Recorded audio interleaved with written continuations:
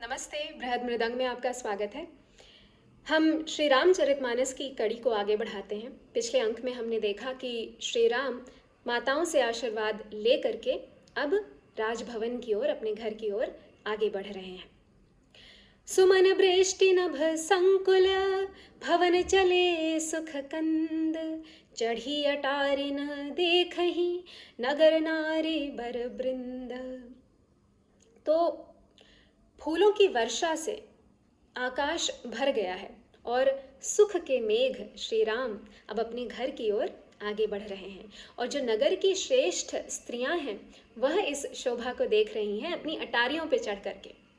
तो यहाँ श्री राम को गोस्वामी श्री तुलसीदास जी ने सुखकंद का विशेषण दिया है। जैसे जैसे वो आगे बढ़ रहे हैं सुख की वर्षा हो रही है और इसका भौतिक रूप पुष्प है।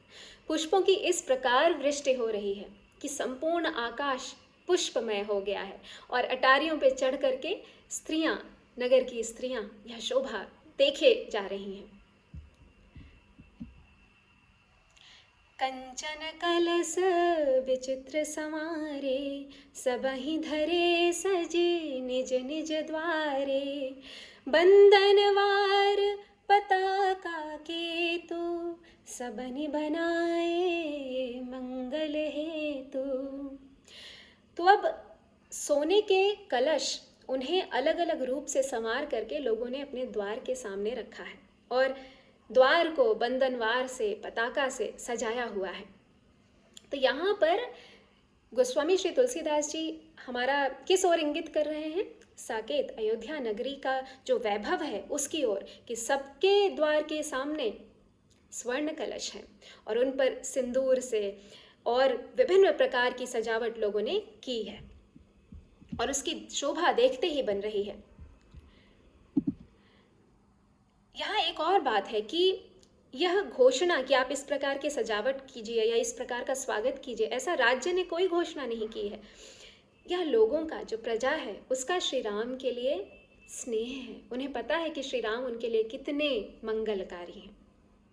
बीथी सकल सुगंध सिंचाई, गजमनि रचि बहु चौक पुराई, नाना भांति सुमंगल साजे, हर्षि नगर निशान बहु बाजे। नगर की जो छोटी बड़ी गलियां हैं उन्हें सुगंध से सींचा गया है। ऐसा नहीं है कि केवल राजपथ की सिंचाई सुगंध से हुई है, संपूर्ण नगर सुगंधमय हो गया है। और जो चौक पूरा गया है वह आटे से नहीं, पत्थर के चूरे से नहीं, गजमणि को इस प्रकार से उसको सजाया गया है कि जैसे वह ही चौक बन गया हो। और अनेक प्रकार के सुंदर सुमंगल साज सजाए गए हैं और पूरे नगर में हर्षपूर्वक डंके बज रहे हैं। जहाँ तहाँ नारी निछावर करहीं, देहि असीस हर्ष उर भरहीं, कंचन थार आरती नाना, जुबती सजे करहीं शुभ गाना। जो स्त्रियां हैं नगर की वो जहाँ तहाँ निछावर कर रही हैं। उनके हृदय में इतना हर्ष है, इतना हर्ष है और इतना मंगल हो रहा है सब ओर कि वह श्री राम को अपने हृदय से आशीर्वाद दे रही हैं।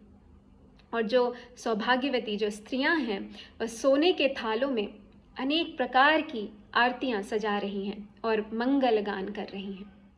करही आरती आरती हर के, रघुकुल कमल विपिन दिन करके, पुर शोभा संपत्ति कल्याणा, निगम शेष शारदा बखाना।